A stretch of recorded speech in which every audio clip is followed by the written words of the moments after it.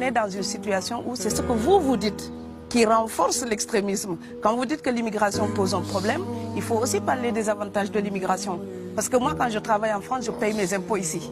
Donc les étrangers qui sont là, il y a une partie qui peut travailler et envoyer au pays aider. La majorité paye ses impôts, s'installe dans vos pays, enrichit vos pays. Donc ce sont des citoyens productifs. Après, il faut voir, il y a une minorité qui vient, il y a des morts, certes.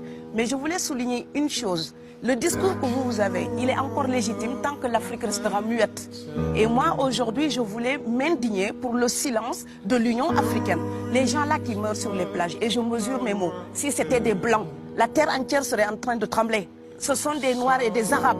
Alors eux, quand ils meurent, ça coûte moins cher. Ici, j'étais venu en 2008 et j'avais dit, l'Union européenne, avec ses flottes de guerre, avec son économie, je vous dis une chose, si on voulait attaquer nos pays ici en Occident, il y aurait des moyens de se défendre.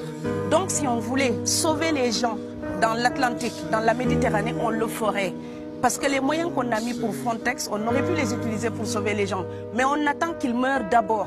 C'est à croire que le laisser mourir est même un outil dissuasif. Et je vais vous dire une chose, ça ne dissuade personne.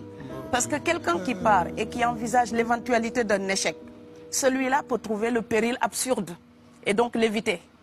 Mais celui qui part pour la survie, qui considère que la vie qu'il a à perdre ne vaut rien, eh bien celui-là, sa force est inouïe, parce qu'il n'a pas peur de la mort. Mais c'est exactement pourquoi il faut C'est exactement fermer pourquoi des votre discours, il faut sauver l'Afrique et sauver l'Europe.